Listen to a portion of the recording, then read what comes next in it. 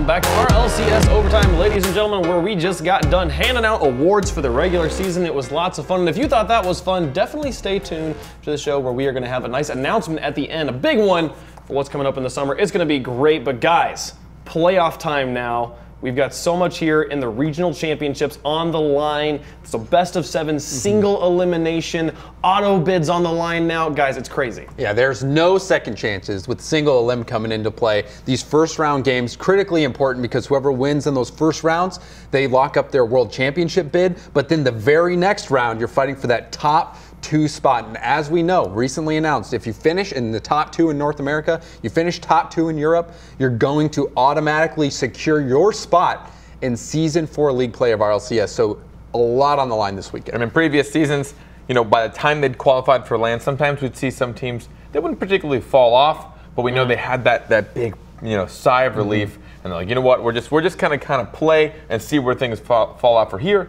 And then, you know, knowing you kind of have different opinions as to who you think you will falter to in your opposite region. So some teams were like, maybe I don't want this seed. And maybe we'll see how it goes. But now, if you make top 2, that re-invite, I mean, that's huge for these teams. Absolutely, a very, very big, important reason to play. An incentive to play. We'll look at the bracket, the way it's panned out. 2 teams have already qualified for the LAN here in North America. That is NRG and Atelier. But Genesis, Selfless, G2 Esports, and Denial all having to play to keep their hopes and dreams alive. And then we'll have another chance to play for auto qualification into Season 4. The prize pool that these guys are playing for right now, $10,000 on the line for first place, $6,500 for second place, and it goes down from there. But as we said, the big reason these guys want to play right now is that auto qualification into LAN and then the qualification into Season 4. Yeah, every single round having huge implications. Even there, you see 10,000 for first, 6,500 for second. So a big jump in prize pool. So round 1, just trying to get that world's bid. And then round 2, trying to lock in your spot for the next season in the final round, playing for that #1 seed in your region, fighting for the title of champion, and then fighting for that extra cash. So every single round is going to be fun to watch. I imagine the cash at that point is like the icing on the cake. You know, It's like you've got to bid to next season and you're going into LAN top 2 seeds. Oh, and by the way, here's like $10,000. Don't worry about it. Like just relax until LAN. You just buy yourself some nice dinners, you know? Yep. Well, let's talk about round number 1 because the big thing here, you lose here, single elimination, best of 7. You have at least 4 tries to get wins over your opponents. But if you lose in that first round, you're done for the season. And the first round we're going to talk about here, Genesis versus Selfless. This is one team that started off super, super hot in the regular season. Another team that started off a bit quiet but has ramped up so dramatically at the end of the regular season. Guys, talk to me about Genesis versus Selfless. Yeah, this was a week 1 matchup. And Genesis lost this 3-1 to Selfless. Selfless getting a really big win there. You saw Timmy had that 0-second gold, and 2 games went to overtime. So this was just a neck and neck battle. It was so close between these 2 teams, but Selfless ended up taking it 3-1 over Genesis. When you just look at their play style, Selfless is clean. Especially when they're on, they are there. They're there for every ball. They contest it. Their rotations are tight. And Genesis almost seems to be like the counter players. They're always messing things up. They're getting the bumps. They're getting shots they're not prepared for. They're not nearly as clinical, which I think makes it a little difficult to deal with them because they're getting bumps. They're moving around. Their rotations aren't nearly as predictive. And it makes it really difficult for teams to go against Genesis. Yeah, Genesis, again, Selfless, look at that. Every single win there. Every game, a 1-goal game. One of them scoring in 0 seconds, 2 other overtime goals. So this one's about as close as you can get. But near the tail end of the season, they both kind of had opposite stories. Selfless started out 4-0 and then ended up losing their final games. And then Genesis, they ended up beating G2 and Denial and NRG all in a row near the end of the season to secure their spot in the top 6. So Genesis is hot. Selfless is not right now, but we've seen how good Selfless can play. No, we have it's such a clash of styles, as you say, kind of this clinical, clean rotations. They've been that way for 2 seasons now of Selfless, and then they just kind of haphazard victory through chaos. We're bumping each other, we're arguing with each other. Like, even when we win, they're still arguing on Twitter. It's strange to watch these Genesis boys play. But one team Started off hot. Another team ramping up now, and this was a week 1 matchup. We are we are many weeks. We're 2 months away from that game that happened. How much can we look at that particular match and use it as an indicator of what's going to happen here? And who do you guys think is going to make it? Yeah, if anything, for me, I think that Genesis is the better team right now. They took out NRG, they took out G2, they took out Denial. They have been winning. But Selfless, on the other hand, they've fallen off a little bit. And this series was so close. So I think Genesis has the upper hand in this, even though they are the lower seed. I think that the issue for me with Genesis is their dedication. We know that they've struggled as a team to just be cohesive, even as personalities and as players. It's nothing to hide. I think we all know. Yeah. They don't always. They're salty. They don't always agree. Chrome is salty. He's a salty guy. Insol is salty. They like being salty. They know it about themselves. They named their team Toxic Waste before they changed back to Genesis. They legitimately used to be called Toxic Waste, and they're the ones that name themselves. Yeah. So like we know it, where we just like we get upset over things, which is fine. It's just passion. But I think that with this week off the break, we've shown that really makes teams that like to get, put their head down and practice. It really shows for them, and I think Selfless is one of those teams. Well, and also, like if we were talking about people who practice not practicing, Insol is the best at it. Like he on no practice, he can just show up and play and do really well. I don't know how it's almost infuriating. Yeah. As someone who tries really hard to be good at this game, to watch him just like not try and still be carrying his team.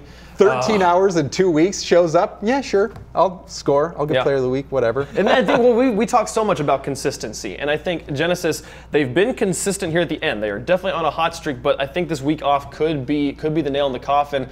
I think Selfless will do it, but I don't really know. At this point, nothing's going to surprise me in these playoffs. But either way, keep your eye on Twitter, because it's probably going to be juicy. It's going to be juicy. Whether they win or lose, the salt mines will open. Just carts of it. But now, moving on to the other match, the other huge story here, G2, 2 seasons in a row, has not auto-qualified, have not made it in the top 2. Last season, they actually just got dropped out in the league play. Now they have a chance to play G2 versus Denial. This is our other matchup. One of these teams will not be going to LAN. Yeah, this is going to be a struggle as a whole. G2 really fell apart their final week.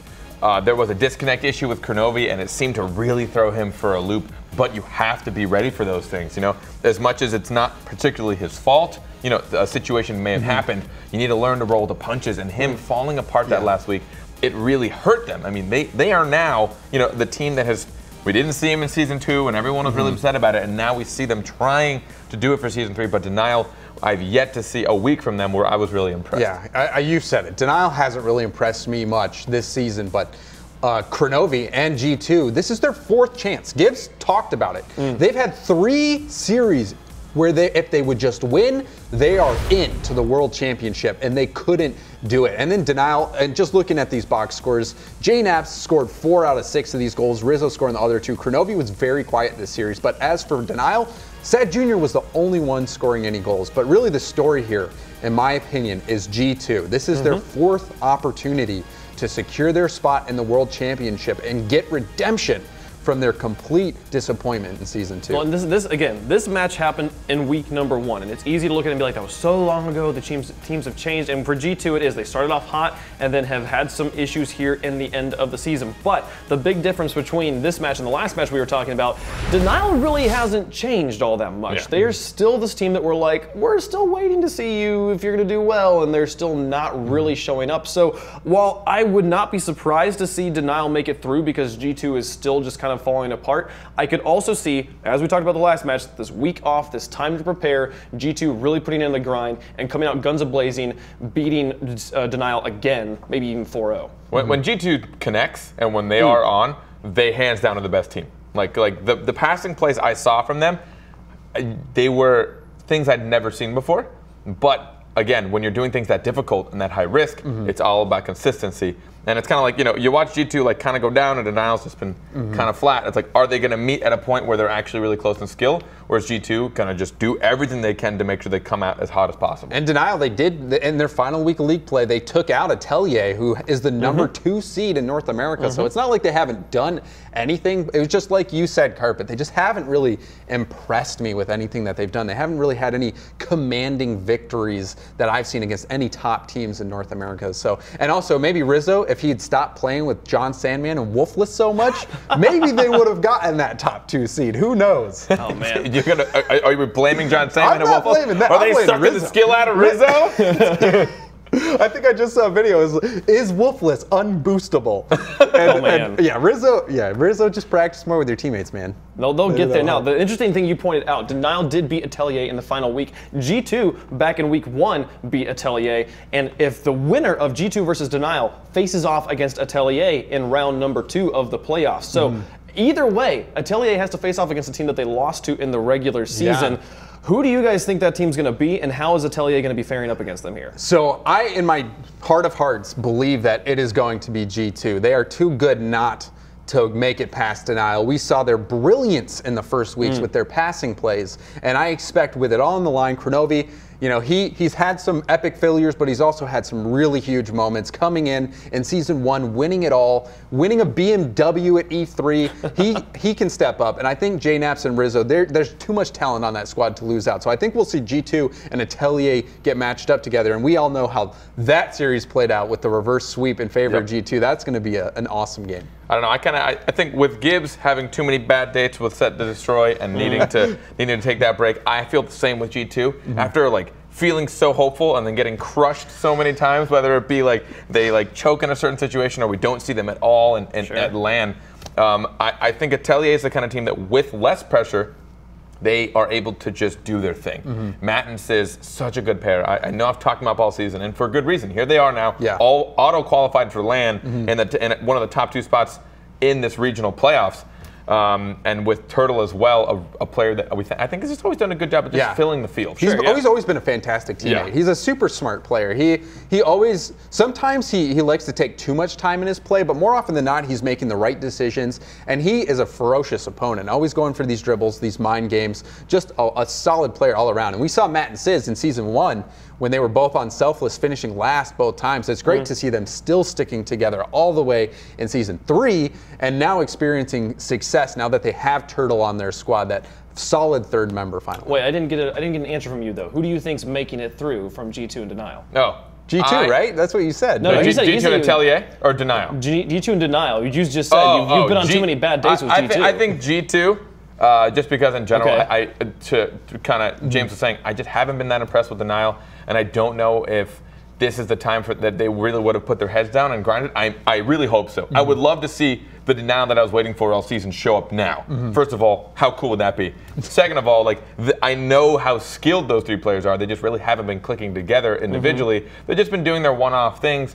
And kind of the meta of Rocket League shuts those solo plays down pretty hard. I have no idea. This is all of the matches we have to talk about today. I think this one is the one I have the most difficulty really pinning down a winner. I would not be surprised to see Denial make it through, just given the way that G2 has been playing over the past few weeks. And it'd be super cool to see like an all-Canadian roster make it into Worlds that just give a whole entire nation a team just distinctly to root for. Like let's root for Denial here. But I don't know. That one's hard. I think I'm gonna go with G2 just because it's so hard to pick against Kernovia right now. But and between those two, I think G2 is going to come up against Atelier as well. I think we will see G2 make it all the way to the finals. I would probably put my bet on Atelier mostly because just the tone of that roster, just how much fun they can have. I know the 3 individuals, and even as a pair, in one of the interviews, Turtle had the nicest way he could describe Sizz was a character. He said Sizz is a character, right? And Sizz, if anyone's met the guy, he's that's because Sizz is also making videos with Rizzo now, and Sandman and Wolfless. I think that's going to be the difference maker. Is he's practiced less because he's making more videos. G2 is going to come out. Rizzo's practiced more. They're going to take it. Maybe F2 is going to be the one that's going to show up next in season 4. You know? How did it happen? How did they even get in? They didn't even qualify for league play. But on the other side, Genesis versus Selfless. Okay, these guys. Who's winning this one, and how are they facing off against NRG? I think this side of the bracket is actually going to be filled with a lot of surprises because Genesis, they've kind of like only done enough to get to this point. I mean, I've been talking with Classics and Insel and Chrome just on and off throughout the season, and they've never been worried about making the top 6 and getting to this point. They've always had full confidence in themselves, and honestly, seeing that the way they've played, beating NRG, beating G2, the way that they did, I would not be surprised to see these guys make top 2 because they've already beat NRG once. I think they've narrowly lost to Selfless. So I think that's going to be one of the most surprising sides of the bracket. That could be a huge upset if Genesis makes it all the way to the final. I don't really know who to choose. I think Genesis has a slightly more unique play style and the kind of bumps they go for. We see a lot more payoffs in their demolitions than we do for most North American teams. Selfless is a team, I think, just from what I saw in the beginning, going 4-0 so early on against like monstrous teams. I think for me, having that confidence, if I was them on a player, I'm like, well, we can do it. We've done it before, and we just kind of fell off. What do we have to do to fix ourselves? What did we do wrong? I think that is going to give the advantage to Selfless, and I got to give it to them. Oh, wow. All right, quickly, before we go to break, who's our North American champion? I don't know. I said quickly. But NRG.